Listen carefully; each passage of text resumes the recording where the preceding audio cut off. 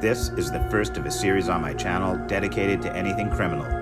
Curated and complete, here you will find tales of robberies, murder plots and conspiracy twists, portraits of killers, and betrayals of lovers. And in this, episode 1, I'll look at Dylan Schumaker, the teen who was charged with murder in the death of his girlfriend's child, Austin Smith, whose second birthday was only days away. I should warn you, this horrific crime deals with subjects of a graphic nature, the senseless and brutal murder of a young child, therefore may not be suitable for some viewers.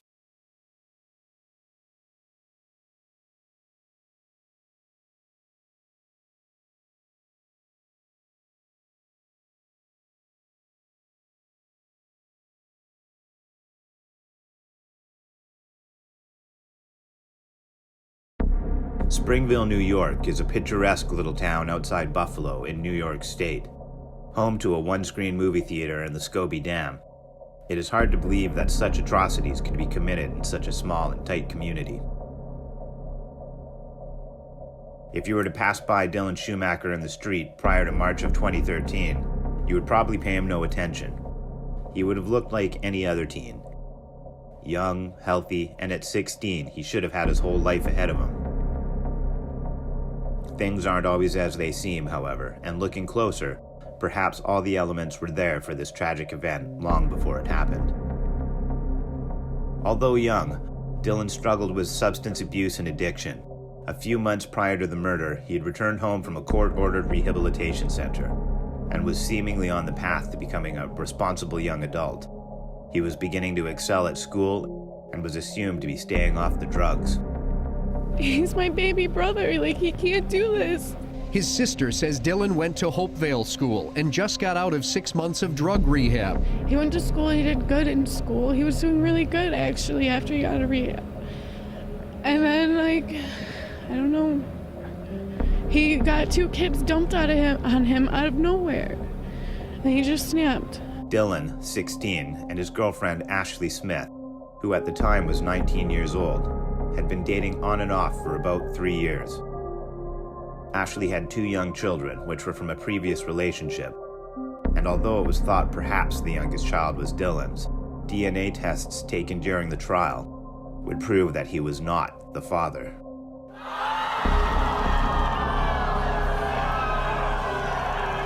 Looking closer at Dylan's life prior to the assault, the illusion of his recovery and rise from his former self was shattered, and the reality of who he was would come crashing down in a few short hours on the fateful night of March 19th. During the trial, Dylan would try to explain away his explosive anger and manipulative nature by citing a poor home life and a continuing battle with ADHD. Living at home with his single mother, his father was not a figure in his life, and by all accounts, his peers saw him as a bully. In reading comments from other YouTube videos about him, many who knew him speak up and shed a little light on who he was. I should have screenshot those comments as I read them. However, at the time I was unsure I would cover this story, and regrettably, after a few hours of digging, I could only find one of the many I saw previously. Things at home weren't much better for Ashley, and 2 months before the crime, she was thrown out of her house when her father and stepmother found an unused condom in her bed. With no home, Dylan offered for her to stay with him and his mother, occupying their 3-bedroom Cochrane Avenue home. With nowhere else to go, she accepted. This would turn out to be a very bad decision, and it would come out during the trial that despite the close proximity of their relationship, Dylan was not as true to Ashley as it seemed. He was allegedly in contact with other girls, sending sexual trysts and advances behind Ashley's back, with the last adulterous message being sent the night before Austin's murder. He was reported as being both physically and mentally abusive, Ashley and her children weathering his manipulative nature out of need. Ashley may have wanted to leave right then, as did Dylan. Perhaps they were both even planning for it long before. But time isn't always on your side, and on the fateful night of March 19th, 2013, time was up for the most innocent of victims.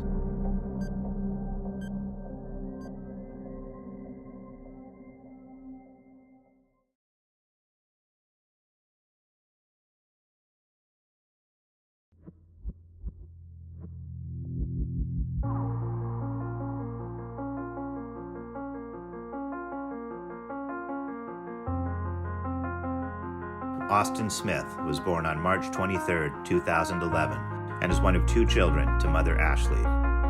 Austin was by all accounts a happy child, full of all the curiosity and vigor expected from a child only days away from his 2nd birthday. To protect the identity of the surviving then 2-month-old sibling, I will not post pictures or information about them, but you can rest easy in knowing this sibling was not harmed the night of Austin's assault.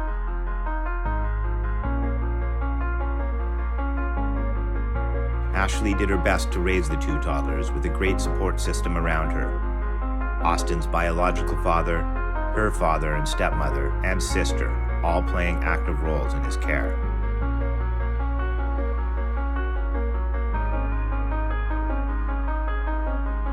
At almost 2 years old, Austin's life was an open road ahead of him. Still too young to know anything but the love and nurturing of his family.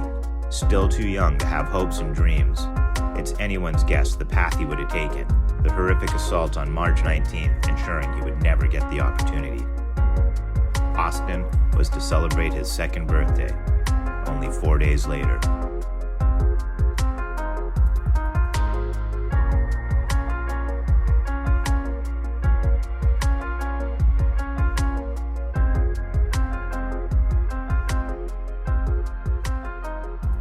We want to bring you the very latest on a shocking crime in the South Towns.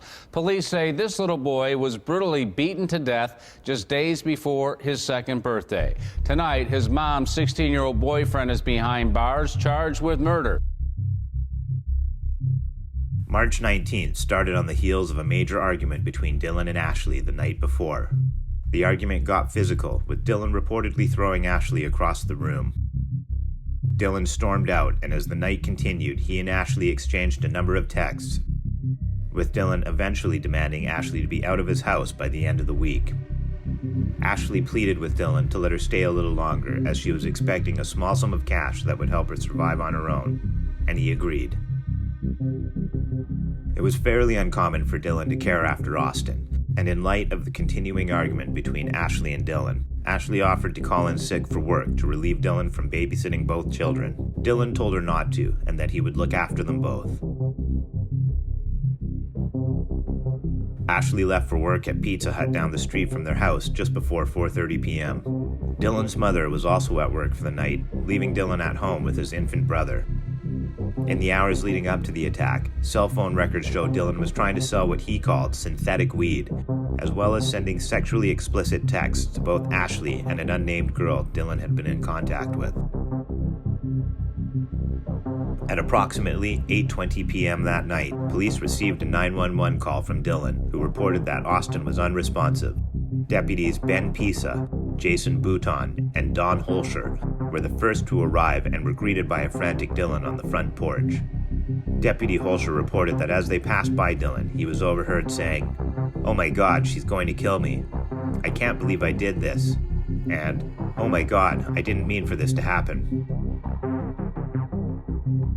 When asked by Deputy Bouton what had happened, Dylan stated that Austin had fallen down the stairs, but was acting normal afterwards, and had been bathed and put to bed without concern. One of the deputies on scene recalls a distraught Dylan, stating how he felt like he had killed 1,000 babies. Deputy Pisa ran straight for the bedroom upstairs, where he found Austin lying on a bed, bleeding out of his mouth, with severe bruising across his entire face. His pupils were dilated, and his heart had stopped. Pisa tried CPR without success, and when the paramedics arrived, they gently and discreetly carried him downstairs wrapped in a blanket and placed him in the back of the ambulance. Ashley arrived on scene just as the ambulance door closed, and she was quickly told she could not ride in the ambulance to the hospital with Austin. They did not tell her why, but this is likely due to the horrific injuries Austin had sustained, as well as the reality Austin was dead. Upon witnessing Ashley's omission from the ambulance, Dylan became agitated and aggressively addressed the attendants and deputies. Officers took this opportunity to cuff him and placed him in the back of a patrol car, explaining that he was not under arrest and the restraints were there so he could compose himself. Once calm, however, the cuffs were removed and Dylan was brought in for questioning.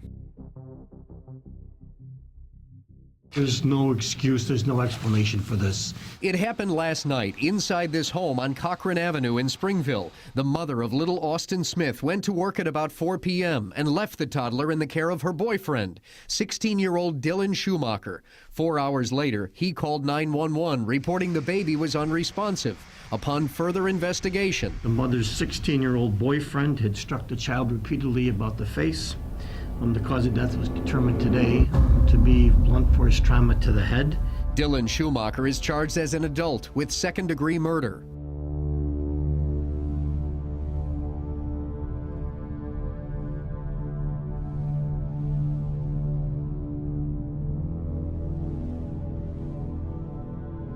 Investigators already had a good idea of what had happened.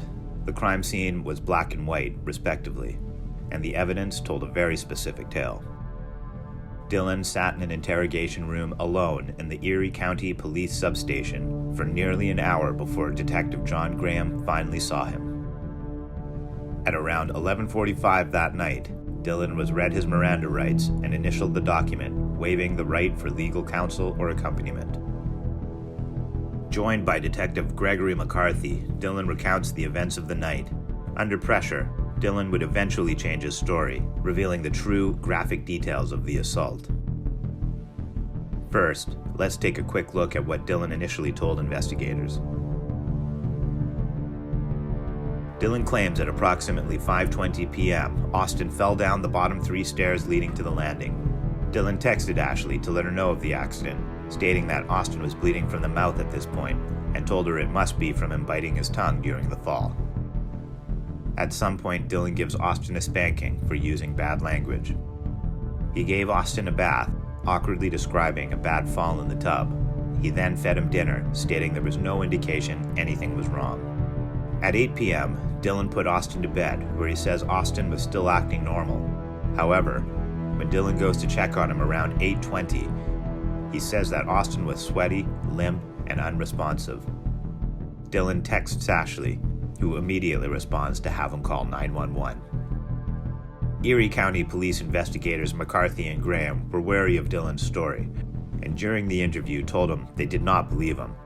Under pressure, Dylan will change his account of the night, telling police that the actual events were too hard to speak aloud, and wrote a statement signed at 2:08 a.m. that night.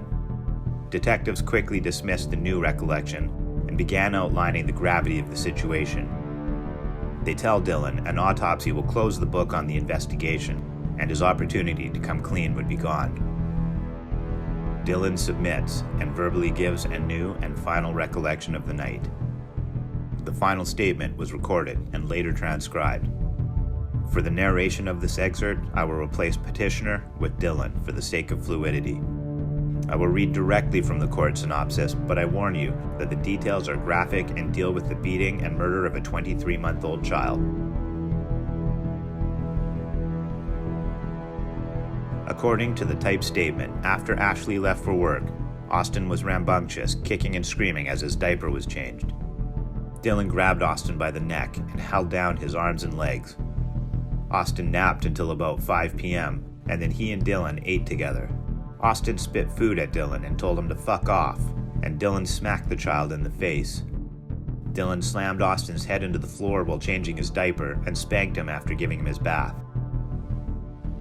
Austin was being loud, so Dylan placed a pillow over his head to avoid waking and punched him 3 times.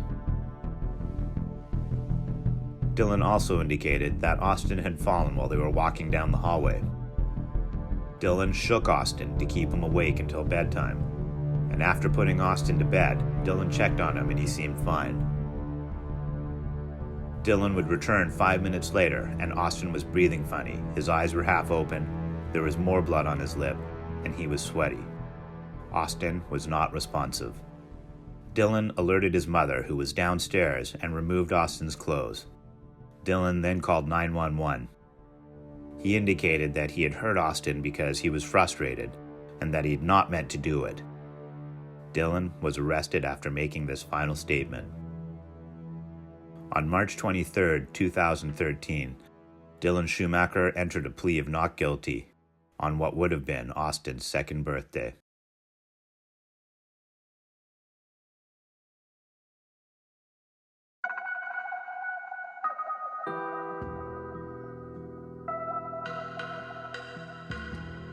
Dylan testified in his own trial, and right up until sentencing, he was ambivalent to his charge, boasting to cellmates and prison guards about the Oscar-worthy acts he was giving in court. During the trial, he would try to explain away his ambivalence by citing a poor home life and continuing battle with ADHD, something to which he had voluntarily stopped taking medications for.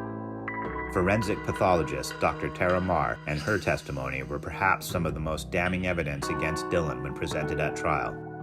During her testimony, crime scene photos and those of the autopsy were allowed by the court, something to which Dylan would later argue the fairness of during an appeal. Dr. Marr's list of injuries showcased the monster in what was done, and I must warn you, this may be disturbing. She testifies that Austin had suffered from blunt force and blunt impact injuries to his head, neck, torso, and extremities. He had a bruise on the front of his forehead, as well as a pink abrasion and contusion near his right eye.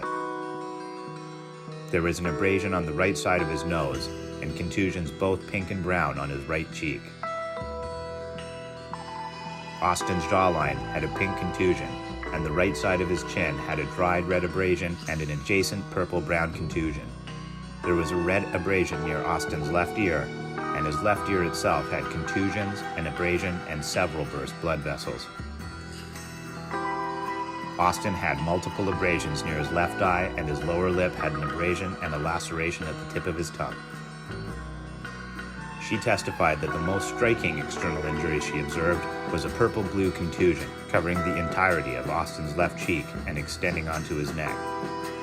She would continue, testifying to approximately 10 blunt impact injuries to Austin's neck, including abrasions and contusions, and 4 long contusions of the scalp. During the internal examination, Dr. Marr noted 2 areas of bleeding on the brain, a hemorrhage around the perioptic nerve, and multiple retinal hemorrhages that was most certainly caused by blunt force trauma. She testified that Austin's injuries were incompatible with a fall down the stairs, and were instead consistent with a child who has been struck numerous times in the face, head, and neck. Dylan told the jury he did not mean to kill Austin, and that he didn't even believe he had the strength to kill anyone, let alone an infant. He also claimed to have put the pillow over Austin's head to, quote, provide some protection from his blows.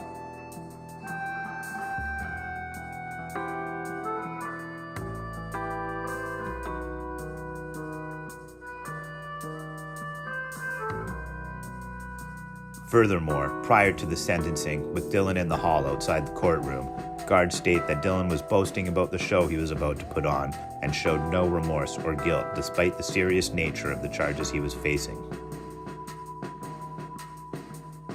Supreme Court Justice M. William Bowler showed Dylan no sympathy, and in this next clip of his sentencing, Bowler unleashes on Dylan for his manipulative tactics during proceedings to a damning phone call Dylan made to his mother from jail on July 29, 2013, where he states that he is a 16-year-old blonde and that probably all he has to do is cry in front of the jury and they're going to feel sorry for him.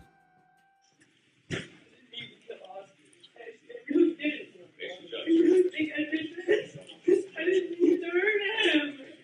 I said, you know, I loved Austin.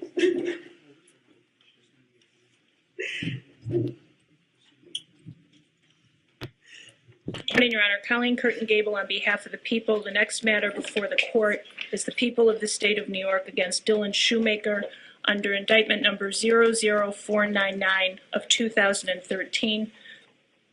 At this time, does the people have someone from the victim side that wanted to make a statement? Yes, Your Honor.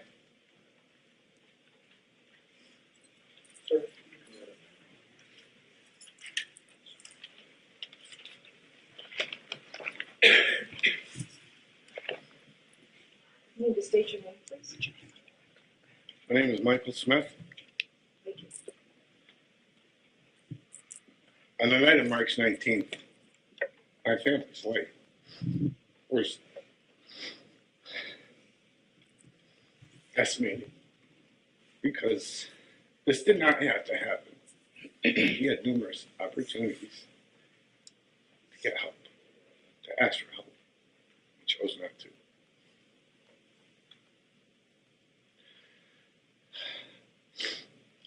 Just ask that you take into consideration our family's feelings and what we've lost and what can never be replaced.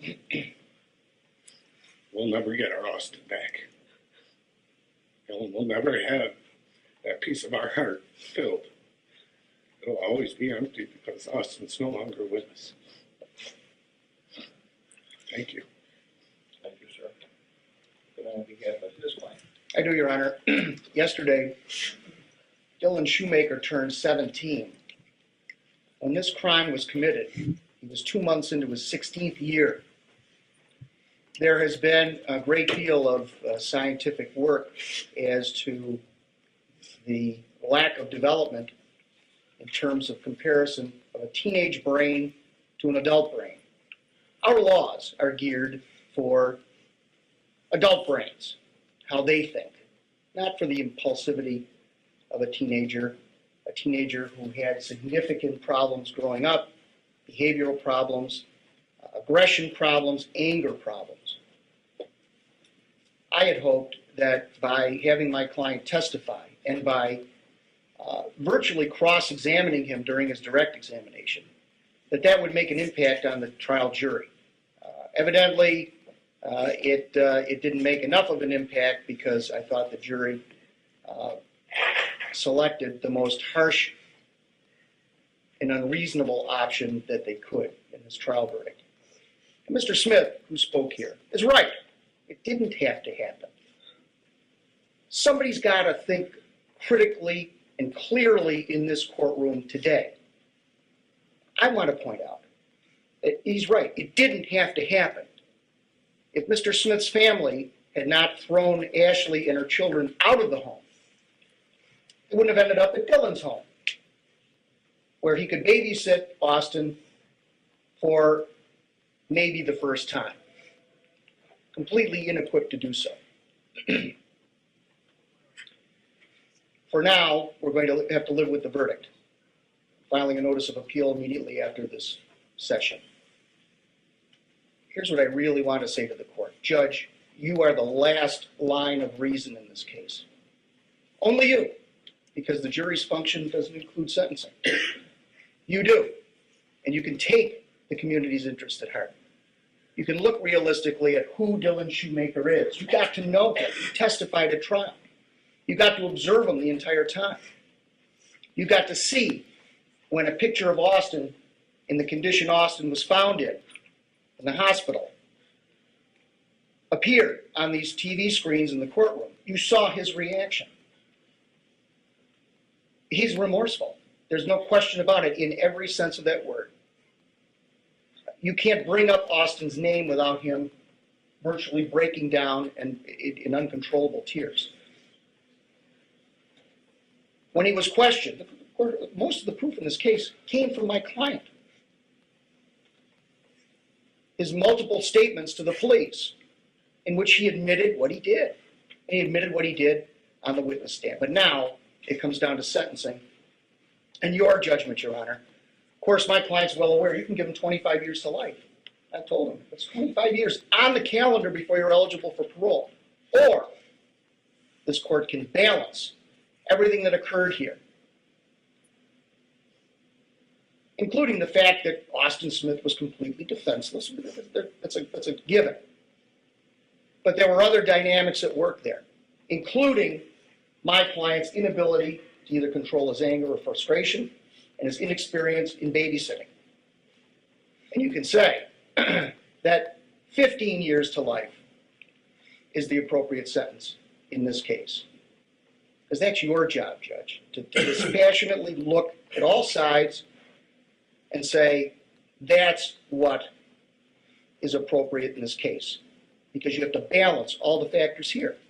It would be easy for the court. And I've never been a judge, so I've never had that obligation placed on me. To say, well, the jury convicted him of murder. All these people here are saying, don't let him out. Keep him in for the rest of his life. He took someone's life. We can't see Austin anymore. Why should Dylan be able to see his family? Such as that is. What about the protection of the community? If he gets out in 15 years, based on his short life now, what is to say he won't do this again? Well, we don't know that. I think it's completely unlikely. It was a situational, circumstantial thing.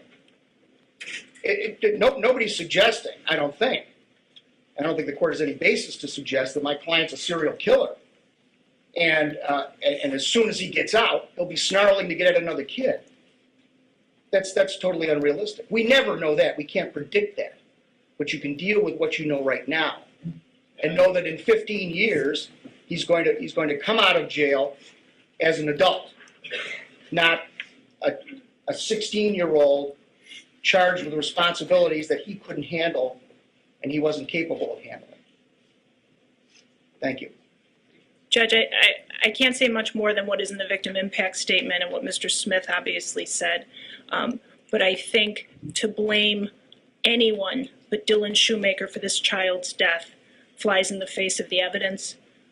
He was not an inexperienced babysitter. It's not something every 16-year-old does when he babysits. You know his character from what he did in school, things the jury never heard, and I'm sure that you'll take all of that into account. Can I be heard again? Sure. Let's not be one-dimensional here. Let's look at reality. Nobody's placing blame. My client has accepted responsibility over and over and over again, not only in his sworn written statements immediately after the incident, but in the trial. He's accepted responsibility for what he did. Now, my comments don't place blame on anyone. I say the court must look at the entire forest, not the trees, and say, but for the actions of certain adults, my client would not have been in the situation he was in at the time the crime was committed. And you know that, I know it, and the people involved know it. They just don't want to say it or believe it. Thank you. Dylan Schumaker, for someone who just turned 17 years old. Your Honor, my client didn't have a chance to speak. Well, I'm sorry. You're right, Counselor. I'm sorry. What would you like to say? Your Honor, as you can see in my school records, I was trying to change my life around. In 2013, I was doing so much better.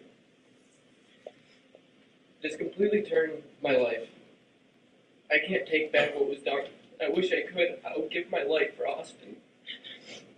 I loved him a lot. Him and Christopher were half the reason I was even staying with Ashley. I felt bad for the kids because they didn't have a place to stay. I thought Christopher was mine, and he wasn't.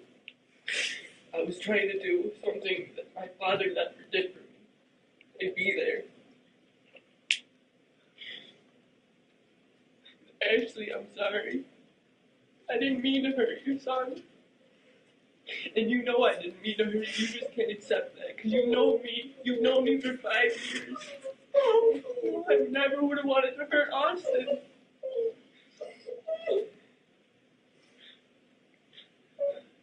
I never wanted Austin to die. I don't know what I was doing. I don't know why I didn't go for help.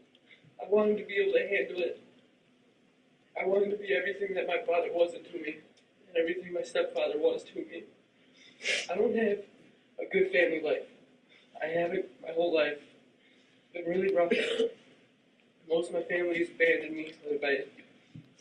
I made a stupid choice a couple of years ago. I ruined half of my family. The other half haven't been supportive. But I do want to thank them for being here today. I know their family is here. Thank you guys for being here.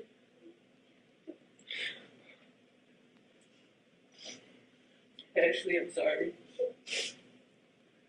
Austin, I'm sorry. That's all. Thank you, Your Honor. Sir, for someone who just turned 17 years old, you have caused so much pain, so much grief, and so much despair to so many, many people. I have carefully read the victim impact statement containing letters from 13 people and consisting of 44 pages. My attention was directed at page 1. A picture of a beautiful baby boy, a toddler, who you killed. Michael Smith, Austin's grandfather, states, "I will never forgive Dylan for what he has done. He at least feels that you are not remorseful for what you did. He is simply scared of what will happen to him." Well, I'm sure Austin was even more scared. Sarah Smith, the grandmother, states, "The doctor allowed her to go back, and I went back with her. What I saw haunts me to this day. My sweet angel was lying perfectly still on a bed with bruises all over his face, neck, and arms, and his tube stuck out of his blue lips. I kissed him goodbye, told him I loved him, and carried his mommy out of the room." She also said, "This is the last thing the baby saw was the person who killed him." Hannah Ebert, a family friend, said, "There is no excuse and no valid reason to take a child's life, none. There are too many options and choices he could have made before he let anger and violence overtake him. He could have just picked up the phone and made one phone call to stop it. And to know that he repeatedly hit and abused Austin shows that he intentionally took Austin's life." Oh, I did it. Dylan is 16 years old, and he is old enough to know right from wrong. The testimony brought forth at trial was gut-wrenching. It was gut-wrenching for me. Make no mistake, this is what I believe. At 16, you knew right from wrong. Had a bad childhood, had some troubles. At 16, you knew not to keep pounding your fist on that pillow with that little baby's head there. The last hours of Austin's life must have been terrifying for that little boy. By your own testimony, you placed a pillow over his head while he was lying on the bed. Due to the pillow, he couldn't see. Probably he had a hard time breathing, and then you repeatedly punched him so hard as to cause his death by bleeding on the brain.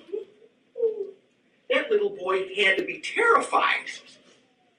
Austin trusted you. Now this is he trusted you. And from the testimony, it appeared that boy loved you. What a betrayal of trust. After listening to your testimony at trial, and I'm sorry, your attorney will object to this, but I did listen to it.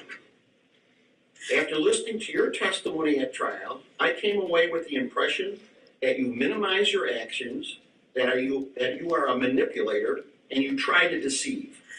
The record will show that you admitted that on July 23rd, 2013, in a phone call to your mother from the holding center, you stated, and I got a quote from the court reporter, "I am a 16-year-old blonde. Probably all I have to do is cry in front of the jury, and they're going to feel sorry for me," end quote.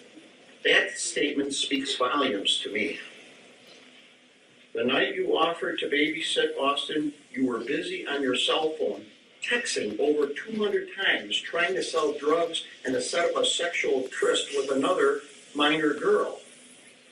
That doesn't seem to me as someone who is trying to be a good role model for the child. Too bad that was not all you did. Ignore the kid, try to sell drugs on her phone. No, when the texting stopped, the brutal poundings of Austin took place. It is a judgment of this court that upon your conviction for the crime of murder in the second degree, that you be sentenced to an indeterminate term of imprisonment, which will have a maximum of life.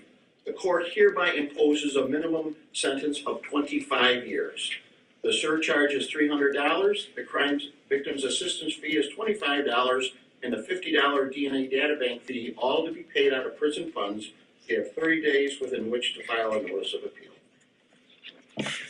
Thank you, Your Honor.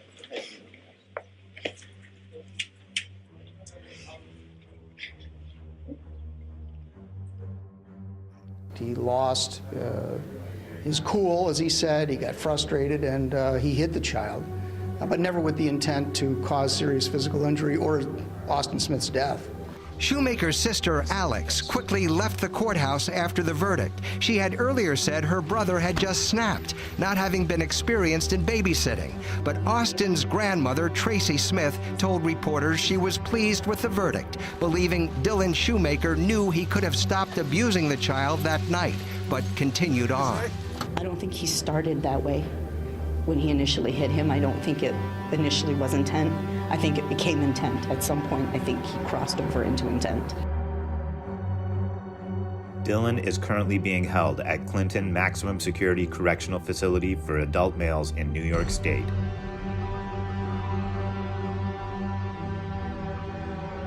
Incarcerated, Dylan took a counseled direct appeal of his convictions, arguing 6 key points.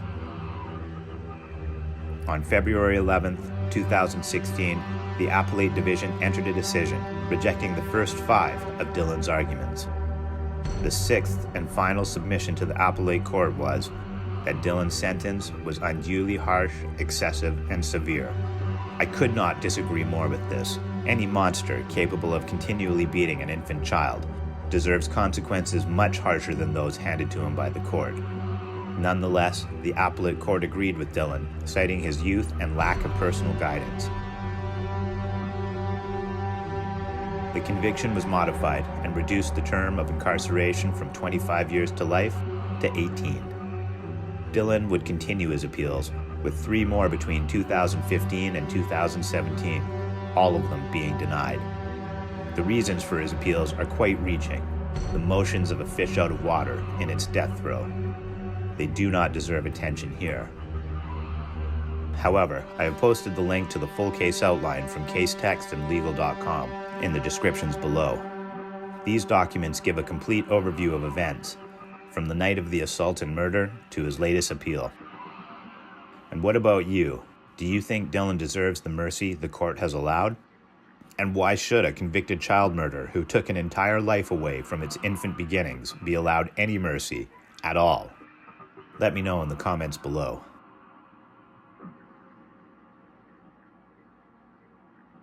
I hope to do a Something Criminal episode at least once every 3 to 4 weeks, and your support and subscriptions really help make it all worthwhile. So thanks for watching, and until next time.